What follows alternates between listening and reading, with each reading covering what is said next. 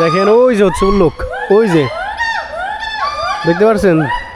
Wow, এগুলো কিন্তু বানর না। সো আমাদের সেকেন্ড স্পটে যাওয়ার সময় এই রাস্তা দেখেন, রাস্তা মানে রাস্তার মাঝখানে যখন যাবেন এরকম অনেক বন্যপ্রাণীর নয়েজ আপনারা শুনতে পারবেন। তো এখন হচ্ছে আমরা যাচ্ছি শ্রীমঙ্গলের আমাদের সেকেন্ড স্পট দার্জিলিং টিলা।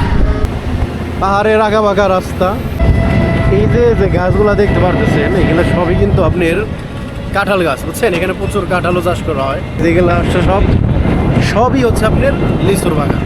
সো এখানে অনেক ধরনের ফল চাষ করা হয় আর কি।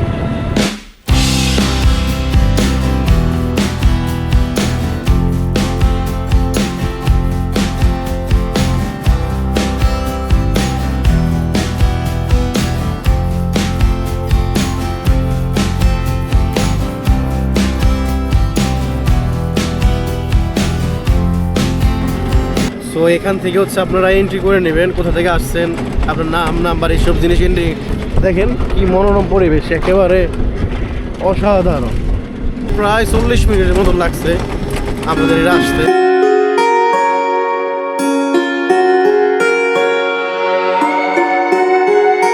দার্জিলিং টিলা কথাটি শুনলেই ভারতের দার্জিলিংয়ের কথা মনে পড়ে যায়। তবে সম্প্রতি শ্রীমঙ্গলে পর্যটকের জন্য নতুন মাত্রা যোগ করেছে এমআর খানের চা বাগান, যেটি দার্জিলিং টিলা নামে পরিচিত।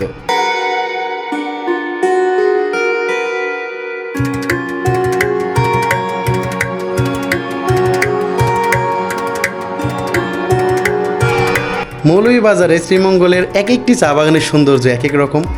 সেই সৌন্দর্যর টানে সারা বছরই এখানে পর্যটকের আনাগোনা থাকে। শ্রীমঙ্গল থেকে প্রায় 9 কিলোমিটার দূরে এই চা বাগানটি অবস্থিত। শ্রীমঙ্গল থেকে আপনার আসতে সময় লাগবে আনুমানিক 40 থেকে 50 মিনিট এবং খরচ পড়বে 60 থেকে 70 টাকা। আপনারা চাইলে আমাদের মতন একটি অটো রিজার্ভ করেও আসতে পারেন এবং গাড়ি নিয়েও আসতে পারেন।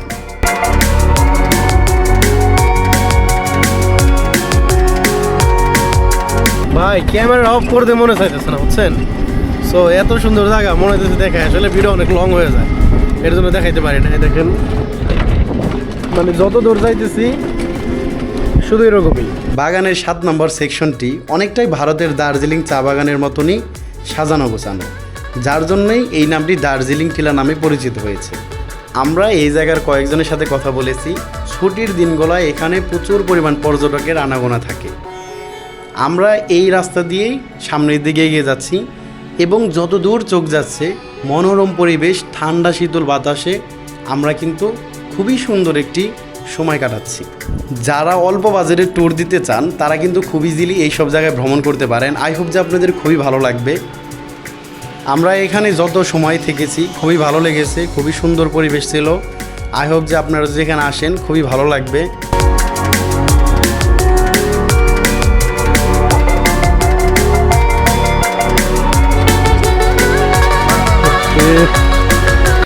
এখান থেকে হচ্ছে আপনার হাইটে উঠতে হবে, কারণ গাড়ি এখানে উঠতে পারবে না। তো আপনারা যদি ভালো ভিউ পাইতে চান অবশ্যই উপরে উঠবেন।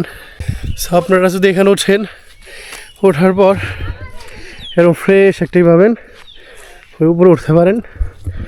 আর আপনারা যদি পিক তুলতে চান দেখেন এখানে তুলতে পারেন এবং ওই উপরে আরও অনেক দূর পর্যন্ত যেতে পারেন।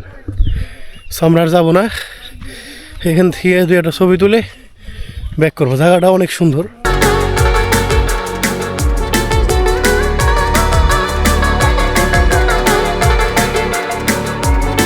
ঠিক আছে, এই জায়গাটা আমরা ঘুরলাম, খুবই ভালো লাগলো।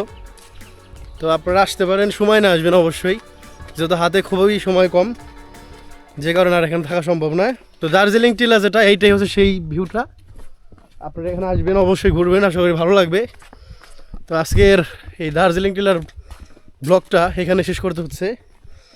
তো আশা করি আপনাদের কাছে ভালো লাগছে ভিডিওটা। যদি ভালো লাগে অবশ্যই সাবস্ক্রাইব করতে পারেন। ঠিক আছে, ভালো থাকেন।